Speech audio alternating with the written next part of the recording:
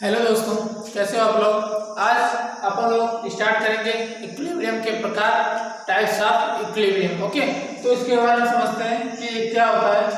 देखो, अभी तक मैंने पिछले लेक्चर में काफी कुछ सीख लिया, तो उसमें किस प्रकार अग्रप्रिय की दर क्या होती है, पश्चप्रिय की दर क्या होती है, थोड़ा बहुत जान लिए। और बाकी अभी थोड़ा बहुत जानना बाकी है, उसको हम आगे क्लासों में बताएंगे आपको। ओके, तो अपन लोग आज का टॉपिक स्टार्ट करते हैं, जो कि है हमारा types of equilibrium. Types of equilibrium में हम पहला टॉपिक लेते हैं फिजिकल इक्विलिब्रियम। ओके, जैसा कि देखो फिजिकल इक्विलिब्रियम में क्या बोला गया है, वह सम जो भौतिक अवस्था में परिवर्तन होता है, अर्थात वह सम जो भौतिक अवस्था में परिवर्तन के कारण स्थापित होता है, जिसमें कोई रासायनिक परिवर्तन नहीं होता, भौतिक साम्य कहलाता है। अब क्या बोलना चाहता है, बोलना ये चाहता है जैसे कोई रिएक्शन A to B है। अब ये सॉलिड हो सकता है, गैस हो सकता है, लिक्विड हो सकता है, एनीथिंग, कुछ भी हो सकता है। अब ये चेंज होती है किस स्टेट में, अगर ये सॉलिड है तो ये गैस लिक्विड में चेंज हो सकती है। अगर ये गैस स्टेट में है A, तो ये सॉलिड लिक्विड में चेंज हो सकती है। अगर ये लिक्विड में है तो ये किस में चेंज हो सकती है, सॉलिड गैस में ना। सारे अवस्था में चेंज हो सकती है, मतलब इसका एक प्रकार से इसका फिजिकल स्टेट जो है ना चेंज हो जा रहा है, उसके द्वारा वो रिएक्शन हो रही है। तो वही बोल रहा है भौतिक अवस्था में परिवर्तन के कारण विस्थापित होती है। अर्थात ये ए वाला जो है, यदि मान लेते हैं हम सॉलिड में है, तो बी में जब जाता है लिक्विड या गैस में जब चेंज होती है, तो इसकी फिजिकल स्टेट परिवर्तित होने के कारण जो है इसका जो रिएक्शन चल रहा है, इसी के कारण चल रहा है। मतलब ये जब सॉलिड से गैस या लिक्विड में चेंज हुआ, जिसके कारण ये रिएक्शन विस्थापित हुई या फिर ये रिएक्शन हुई। ओके, तो वही बोला गया कि भौतिक साम्य में एक जो भौतिक इक्विलिब्रियम होता है, उसमें केवल फिजिकल स्टेट जो होते हैं उनके चेंज हो जाते हैं, जिनके कारण उनकी रिएक्शन विस्थापित होती है, लेकिन इसमें कोई भी रासायनिक परिवर्तन नहीं होता है। ये पॉइंट ध्यान देना। ओके, तो अगर आगे बढ़ते हैं तो साम्य स्थापित होने के लिए RF बराबर RB, अर्थात अग्रप्रिय की दर बराबर पश्चप्रिय की दर। हम आपको इसको थोड़ा सा पहले बता देंगे। जैसे कोई रिएक्शन A है, तो अब इसके लिए अग्रप्रिय की दर इस साइड चलेगी ना, जो कि होगा RF बराबर B यहाँ पर आएगा, और ये बैकवर्ड इस साइड में जाएगा, तो R बैकवर्ड बराबर क्या आएगा A। तो वही कैसे क्या कर रहे थे हम, B/A, अर्थात अग्रप्रिय की दर RF/RB, अग्रप्रिय की दर अपन पश्चप्रिय की दर। ये हम आपको थोड़ा सा पहले बता चुके हैं। तो ये हो जाएगी हमारे अग्रप्रिय की दर, लेकिन हमें बात इसकी नहीं करनी है। बात हमें ये करनी है कि जो अग्रप्रिय की दर है और पश्चप्रिय की दर है, ये दोनों बराबर होनी चाहिए, यानी कि लेफ्ट हैंड साइड बराबर और राइट हैंड साइड। ओके, अर्थात RF बराबर RB, ये हमारे दोनों इक्वल होने चाहिए। किसकी स्थिति में, साम्य की स्थिति में। साम्य क्या होता है, एक जैसे अब एक तराजू ले लीजिए जिसपे सामान तोला जाता है, तो उसको जब लेंगे तो ऐसा करेंगे तो उसमें जो दोनों साइड के पलड़े होते हैं, उसके दोनों क्या रहते हैं, एक साथ साम्य में रहते हैं ना। ऐसे तो तोलते नहीं कि एक ज्यादा लटक रहा है एक ऊपर चला गया, तो ये साम्य तो हुआ नहीं। तो साम्य होने का मतलब वो दोनों जो है, अब ये जैसे तराजू है, तो ये दोनों जो है सेम होने चाहिए, यानी कि एक सीधी रेखा भी होनी चाहिए।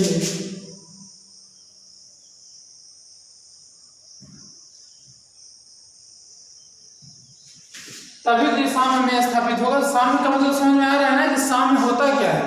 ओके, तो ये साम्य स्थापित होने के लिए RF बराबर RB होना जरूरी होता है। उसी प्रकार और अगर आगे आएंगे साम्य अवस्था में जो मापक गुणधर्म होते हैं, मतलब उस पर इफेक्ट डालने वाले कुछ कारक होते हैं, जैसे दाब हो गया, ताप हो गया, ये सब कारक जो होते हैं ना नियत रहते हैं, अर्थात इनमें चेंजिंग नहीं आती है। तो अगर हम फिजिकल स्टेट की पहला पॉइंट देखें, या फिर अगर हम देखते हैं भौतिक साम्य के प्रकार। भौतिक साम्य के प्रकार में मुख्यतः 5 बातों के बारे में जानेंगे। ओके, तो पहला पॉइंट है कि ठोस द्रव भौतिक अवस्था। क्या? ठोस द्रव भौतिक अवस्था। अवस्था मतलब कि ठोस, जब कोई ठोस है और वो किसमें चेंज हो रहा है, चेंज हो रहा है लिक्विड में, तो ठोस का द्रव में चेंज होने प्रकार से भौतिक अवस्था में होता है। तो यहाँ पर देखो जल है ठोस अवस्था में और H2O है लिक्विड अवस्था में। ये चेंज हो रहा है किसमें, ठोस से लिक्विड में, किस पे, नियत दाब ताप पे। तो हम कह सकते हैं कि नियत दाब ताप पर ठोस से द्रव में परिवर्तित होने की दर यदि द्रव से ठोस में परिवर्तित होने की दर समान हो तो उपरोक्त साम्य स्थापित होगा। अर्थात उसके लिए H2O के लिए इधर आया, मान लो ये A है, मान लेते हैं इसकी दर कितनी है, A है। अब अगर हम H2O लिक्विड से H2O सॉलिड की ओर बढ़े तो ये कुछ इस साइड आएगा, तो ये B। अब यही पर क्या बोला है, यदि ठोस से द्रव में परिवर्तित होने की दर अर्थात A, यदि द्रव से ठोस में परिवर्तित होने की दर B है जो कि ओके। देखो पहला पॉइंट क्या है, नियत दाब ताप पर ठोस से द्रव में परिवर्तित होने की दर, और दूसरे पॉइंट में द्रव से ठोस में परिवर्तित होने की दर। ये ठोस से द्रव में चेंज हुआ, द्रव से ठोस में चेंज हुआ, तो वही बोला कि यदि इसके ठोस से द्रव होने की दर और B का मतलब द्रव से ठोस होने में दर दोनों इक्वल होंगे, तब ये उपरोक्त जो रिएक्शन होगी साम्य में स्थापित होगी। ओके, उसी प्रकार हम नेक्स्ट पॉइंट में भी देखते हैं कि द्रव ठोस भौतिक अवस्था अर्थात द्रव से ठोस में परिवर्तित होने की दर तथा गैस से द्रव में परिवर्तित होने की दर यदि बराबर है तो उपरोक्त ये जो रिएक्शन आपको दिख रही होगी साम्य अवस्था में आपको प्राप्त होगी। ओके, उसी प्रकार इसका भी है कि ठोस गैस भौतिक साम्य, मतलब कि इसमें एक ठोस है जो कि चेंज किसमें हो रहा है, गैस में। अब इसके लिए हम क्या कह सकते हैं, देखो ये पॉइंट हम केवल इस रिएक्शन के लिए लिखे हैं, इसमें आप खुद से लिख सकते हैं। अगर इसमें लिखेंगे तो इसमें यही बात आएगा कि नियत दाब ताप पर द्रव से गैस में परिवर्तित होने की दर क्या, कि नियत दाब ताप पर द्रव से गैस में परिवर्तित होने की दर तथा यदि गैस से द्रव में परिवर्तित होने की दर दोनों इक्वल आती हैं, समान आती हैं, तो ये जो रिएक्शन होगी साम्य अवस्था में आपको प्राप्त होंगी। उसी प्रकार इसके लिए भी हम कह सकते हैं कि ठोस से मतलब नियत दाब ताप पर, ये बात ध्यान रखना, नियत दाब ताप पर ठोस का परिवर्तन होने की दर, ठोस का गैस में परिवर्तन होने की दर तथा यदि गैस का ठोस में परिवर्तन होने की दर समान हो तो ऐसी उपरोक्त या फिर ऐसे रिएक्शन को हम क्या बोल सकते हैं, साम्य अवस्था में आपको प्राप्त होगी। ओके, तो ये हम हो गए एक नॉर्मल पॉइंट 3। अब इसके आगे हम बढ़ते हैं कि ये चौथा पॉइंट क्या बोलने का प्रयास कर रहा है। चौथे पॉइंट में देखो बोल ये रहा है कि ठोस विलेय द्रव विलायक संतृप्त विलयन भौतिक अवस्था। अब यहाँ पर ठोस विलेय मतलब क्या है, पहले तो विलेय और विलायक आप समझें। विलेय क्या होता है, विलायक क्या होता है। अगर हम वाटर में शुगर डालें, चीनी डालें जिसे बोलते हैं, तो उसमें वाटर क्या हो गया, एक प्रकार से सॉल्वेंट हो गया अर्थात विलायक हो गया, और चीनी क्या हो गया, सॉल्यूट हो गया अर्थात विलेय पदार्थ हो गया। मतलब कि जो जल है वो एक प्रकार से हमारे विलायक का कार्य कर रहा है, और सॉल्यूट जो होते हैं वो एक प्रकार से विलेय का कार्य कर रहे हैं। विलायक की मात्रा ज्यादा होती है विलेय से। ओके, तो वही बोल रहा है कि जो कोई विलेय है जो कि ठोस है और कोई विलायक है जो कि द्रव है। ओके, तो इसमें हम क्या भौतिक साम्य देखें तो यहाँ पर रिएक्शन दिखाई दी कि NaCl जो कि एक प्रकार से सॉलिड है प्लस Ag के साथ रिएक्शन कराने पर ये उत्क्रमणीय ये शो कर रहा है, जो कि NaCl के रूप में एक प्रकार से एक्वस जलीय माध्यम अर्थात विलायक के रूप में ये आगे परिवर्तित हो रहा है, और वो किस पे, नियत दाब ताप पर। देखो जैसे यहाँ सॉलिड से गैस में परिवर्तन हो रहा था, सॉलिड हो गया गैस हो गया, तो वही एक प्रकार से यहाँ पर विलेय हो गया विलायक हो गया। आई बात समझ में? तो ये इसमें क्या कहता है कि नियत दाब ताप पर यदि ठोस की द्रव विलायक में घुलनशील होने की दर, नियत दाब ताप पर यदि ठोस की द्रव विलायक में, किसकी, ठोस विलेय की द्रव विलायक में घुलनशील होने की दर, घुलनशील होने की दर मान लेते हैं हम ए हो गया ना, मतलब कि ठोस से ठोस विलेय का द्रव विलायक में परिवर्तन होने की दर या फिर घुलनशील होने की दर ए है, तथा यदि द्रव का, यहाँ पर क्या बोला है, तथा होने की दर तथा पुनः क्रिस्टलीकृत दर के समान है, तो मतलब कि अब NaCl से NaCl अर्थात एक्वस से ठोस माध्यम में यदि परिवर्तन होने की दर यानी उसके चेंज होने की दर यदि B दोनों एक समान है, तो ये एक प्रकार से साम्य अवस्था में बोल सकते हैं। अर्थात ये जो रिएक्शन आपको दिख रही है, ये उपरोक्त रिएक्शन आपको साम्य अवस्था में प्राप्त होगी। तो एक बोला गया है कि नियत दाब ताप पर ठोस की द्रव विलायक में घुलनशील होने की दर, जो कि यहाँ पर ए दिया गया है, पुनः NaCl क्या था, एक प्रकार से क्रिस्टल है कि नहीं, जो NaCl होता है, नमक आपका साल्ट होता है, वो एक प्रकार से क्रिस्टल होता है। तो जो NaCl एक्वस माध्यम में घुलित हो गया, तो अब ये पुनः उसी क्रिस्टलीकृत रूप में आना चाहिए, मतलब कि साम्यावस्था प्राप्त करने के लिए जो परिवर्तन होने की दर थी ठोस से जल माध्यम, मतलब ठोस से द्रव में, अब द्रव का ठोस में परिवर्तन होने की दर दोनों की सेम होगी तभी तो होगी, आएगी ना। तो NaCl जो एक प्रकार से क्रिस्टल था, अर्थात क्रिस्टल का द्रव माध्यम में परिवर्तन होने की दर या फिर द्रव का ठोस यानी कि क्रिस्टल माध्यम में परिवर्तन होने की दर ये सेम है, तो ये रिएक्शन एक प्रकार से साम्य स्थापित होगी। ओके, एक और पॉइंट है उसको हम लेते हैं। ओके, देखते हैं उसमें किस प्रकार वो बोलता है। अगर हम पांचवें पॉइंट की बात करें तो उसमें क्या बोला गया है कि गैस विलेय द्रव विलायक संतृप्त विलयन भौतिक साम्य। अब यहाँ पर यह बोल रहा है कि जो विलेय है ना वो गैस है। अभी तक विलेय क्या था, एक सॉलिड था, लेकिन अब जो विलेय का कार्य कर रहा है वो एक प्रकार का गैस है, और जो विलायक का कार्य कर रहा है वो एक प्रकार का द्रव है। ओके, तो इसमें क्या बोल रहा है, किसी गैस को नियत दाब ताप पर यदि द्रव विलायक में घुलनशील किया जाता है, अर्थात कोई गैस है जो कि नियत दाब ताप पर द्रव विलायक में घुलनशील किया जाता है, यदि उसी दर से घुलनशील किया जाता है तो उस समय उसकी दर, अर्थात जब गैस को द्रव विलायक में घुलनशील किया गया तो उस समय उसकी दर तथा उसी दर से वह गैस उत्सर्जित होती है। मतलब जिस दर से हम उसको चेंज किए थे गैस को लिक्विड में, उसी दर से गैस जो लिक्विड जो होती है गैस में चेंज यदि होगी तो ये एक ऐसी रिएक्शन है जो कि एक प्रकार से ये हमें संतृप्त, ये भौतिक साम्य हमें शो करेगी, यानी कि इसमें साम्यता प्रदर्शित होगा। अर्थात सीधी सी बात हम क्या कह सकते हैं कि देखो यहाँ पर एक एग्जाम्पल है CO2 इन कोल्ड ड्रिंक। जो कार्बन डाइऑक्साइड होती है एक प्रकार की गैस होती है जो कि लिक्विड में डाली जाती है।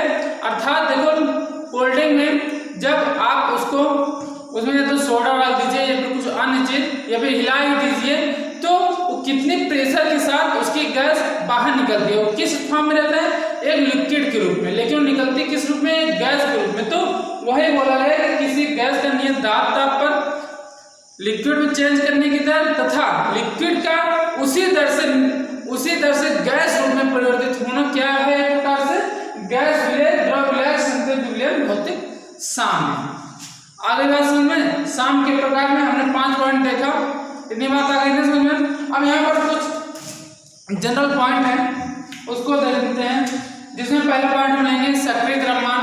थोड़ा बहुत आप पहले भी जान चुके हैं सक्रिय द्रव्यमान क्या होता है। सक्रिय द्रव्यमान या फिर जिसे बोलते हैं सक्रियता, जिसका साइन होता है बड़ा ब्रैकेट। ओके, तो पहला पॉइंट है हमारा कि इसे बड़े ब्रैकेट से दर्शाते हैं। इसको ज्यादा तो समझाना है नहीं, बस आपको उसको याद रखना होगा। ओके, तो इसमें देखो इसे पहली बात तो ये बड़े ब्रैकेट के रूप में लिखा जाता है। और क्या बोल रहे हैं, सक्रिय अणुओं की सांद्रता सक्रिय द्रव्यमान कहलाती है। क्या, सक्रिय अणुओं की सांद्रता, कोई भी रिएक्शन ए से बी है ना, तो अब ये जब रिएक्शन स्टार्ट होगी, अब ये चाहे इस तरह हो या फिर इस तरह रिएक्शन तो होगी, चाहे जिस तरह हो। तो अब जब ये रिएक्शन चलेगी ए से बी में, तो इसका कुछ पार्ट टूटेगा ना, किसका, ए का जब कुछ पार्ट टूटेगा तभी जब भी हम परिचित होगा। तो यानी कि इसके सक्रिय अणुओं की सांद्रता, मतलब सक्रिय अणु ऐसे अणु जो कि रिएक्शन करने के लिए सबसे पहले आते हैं, अर्थात वे सक्रिय हैं रिएक्शन करने के लिए, तो उन्हीं की सांद्रता को हम क्या बोलते हैं, एक्टिव मास या फिर मोलरिटी। मोलरिटी की बात क्यों की है, उसको देखो, गणितीय रूप से सक्रिय द्रव्यमान होता जो होता है ना, एक प्रकार से मोलरिटी होती है, अर्थात ये मोलरता के समान होती है। ये सेम होता है, एक्टिव मास को बोलो या फिर मोलरता बोलो। एक्टिव मास या मोलरता जो कि होता है मोल अपान आयतन लीटर में। अगर इसको हम ml में चेंज करें और मोल को तोड़े तो हो जाएगा भार बटे अनुभार, अर्थात वेट अपान मॉलिक्यूलर वेट इनटू 1000 अपन VmL में। ओके, अर्थात आयतन लीटर में। अगर इसको हम लीटर में चेंज करेंगे तो W/mv अर्थात weight upon molecular weight into V litre में। अगर इसको हम घनत्व के रूप में चेंज करना चाहें तो घनत्व में क्या होगा कि W/V होता है ना घनत्व बराबर, और वो भी किसमें होता है, ml में। तो जब घनत्व में इसको चेंज करेंगे तो घनत्व upon molecular weight into 1000। Okay, ये पॉइंट हो गया हमारे किसमें, सक्रिय द्रव्यमान में। कुछ और पॉइंट है, इसको देखते हैं। यहाँ पर देखो बोला गया कि ठोस का सक्रिय द्रव्यमान 1 होता है, इसको पहले भी समझ चुके हैं। ठोस का सक्रिय द्रव्यमान 1 होता है या फिर शुद्ध द्रव का सक्रिय द्रव्यमान 1 होता है। ये कैसे होता है ये समझते हैं थोड़ा सा। देखो, ठोस का द्रव्यमान सक्रिय द्रव्यमान 1 होता है क्योंकि ठोस के वियोजित होने के साथ साथ, क्या हो रहा है, ठोस के जो सॉलिड होता है उसके वियोजित होने के साथ साथ, अर्थात रिएक्शन करने के दौरान वियोजित होने के साथ साथ उसका घनत्व ये W/V व अणुभार अर्थात mv अणुभार नियत रहता है, इसमें चेंजिंग नहीं आता। जैसे कोई भी एक पदार्थ लेंगे तो उसका एक कोई मॉलिक्यूलर वेट है ना, तो उसके मॉलिक्यूलर वेट में चेंजिंग नहीं आएगी, यानी एक हिसाब से वो नियत बना है। तो इसकी वजह से उसके घनत्व अणुभार के नियत रहने की वजह से इसका जो सक्रिय द्रव्यमान होता है वह हमेशा बना रहता है। इसलिए बोलते हैं कि ठोस का जो सक्रिय द्रव्यमान होता है 1 होता है। उसी प्रकार अब हम H2O को किस प्रकार हम देखे थे कि उसका भी सक्रिय द्रव्यमान चूंकि 1 था, तो H2O केवल एक फॉर्म में शुद्ध द्रव के रूप में आता, वो भी कब, जब H2O अर्थात जल लिक्विड रूप में हो। सीधी सी उसमें देखो, पहले ये देख लो, शुद्ध द्रव का अगर सक्रिय द्रव्यमान ज्ञात करें, अगर शुद्ध द्रव की बात करें तो उसका सक्रिय द्रव्यमान 1 होता है क्योंकि वह आधिक्य में होता है, जिसके कारण उसकी सांद्रता परिवर्तन नगण्य होता है।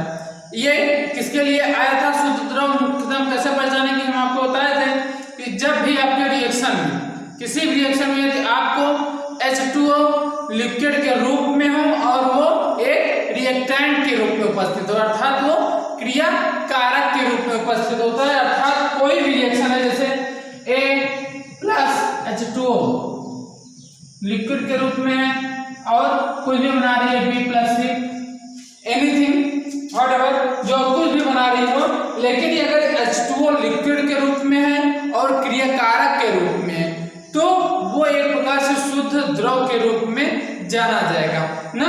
तो शुद्ध द्रव, इसका एक्टिव मास 1 क्यों होता है ये समझते हैं। देखो यहाँ पर बोला गया शुद्ध द्रव का एक्टिव मास 1 होता है क्योंकि वह मैक्सिमम में होता है, जो होती है अधिकतम होती है, इसलिए इसकी जो सांद्रता होती है, इसकी सांद्रता में परिवर्तन ना के बराबर होती है। जो भी होगी सांद्रता में इसके परिवर्तन वो ना के बराबर होती है, अर्थात इसकी सांद्रता में परिवर्तन नाम मात्र भर होती है। ओके, इसलिए इसका एक्टिव मास जो होता है 1 होता है। ये पॉइंट, ये दोनों पॉइंट आप याद रखेंगे। ओके, अब हम एक दो क्वेश्चन लेते हैं एक्टिव मास से, फिर आपको उसमें अच्छे से समझ में आ जाएगा। देखो, अगर हम क्वेश्चन की बात करें, दो क्वेश्चन यहाँ पर आपको दिए गए हैं, एकदम सिंपल से हैं, एक्टिव मास से रिलेटेड है, किस प्रकार एक्टिव मास फाइंड किया जाता है, ये दो क्वेश्चन समझते हैं। अब जैसे यहाँ पर देखो क्या दिया गया है, 1.6 ग्राम पर ml में, अर्थात ये क्या दिया गया है, हमें घनत्व दिया गया है। घनत्व दिया गया है तो हमें फार्मूला क्या होता है, ये तो घनत्व हमें कितना दिया गया है, तो इसके लिए A या फिर M बराबर क्या हो जाएगा 1.56 अपन ये वाला फार्मूला लगा रहे हैं।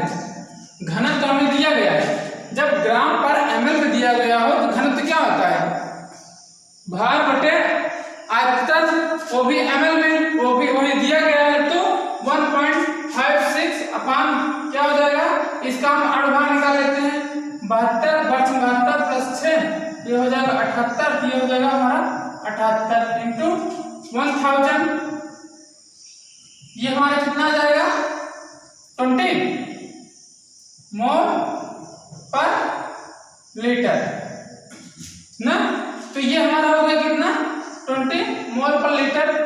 आया ना समझ में? देखो यहाँ पर घनत्व हमें दिया गया था, घनत्व लिए और अणुभार निकाल लिए C6H6 जो कि बेंजीन है, तो कार्बन का अणुभार कितना होता है, ये 12 होता है, तो 6 कार्बन है, 72, हाइड्रोजन का भार कितना होता है 1 होता है, तो 72 प्लस 6 कितना हो गया, वो हो गया 78, तो 78 से डिवाइड कर देते हैं 1.56 को, तो ये हमारा निकल जाता है इतना।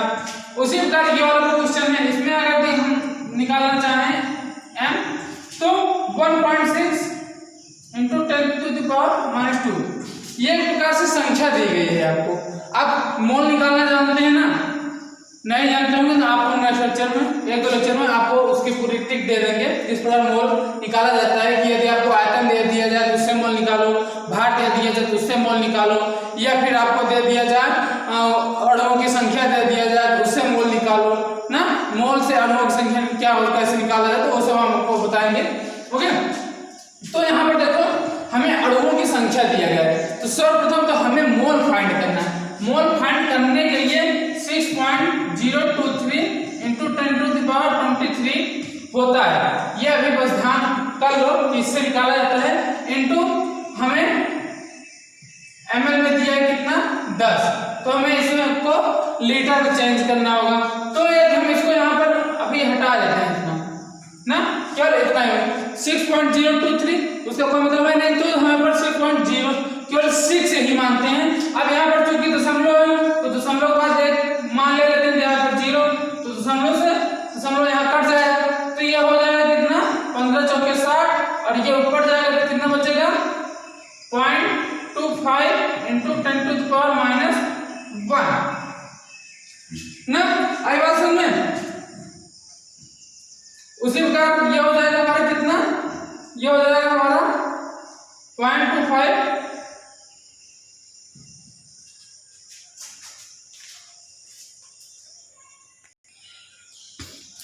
यहाँ पर ध्यान देना, क्वेश्चन थोड़ी होती होगी, यहाँ पर 100 ml, यहाँ पर 10 ml नहीं है, यहाँ पर 100 ml है, तो यहाँ पर 100 ml रहेगा, तो यहाँ पर 100 हो जाएगा, और से 10 मानकर भी आप लगा सकते हैं, इसमें कोई गलती नहीं थी।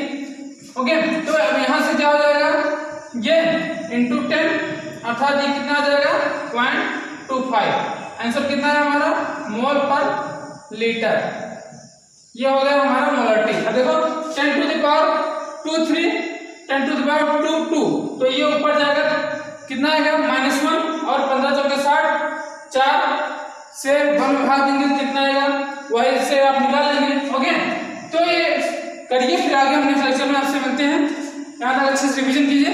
Okay, thank you.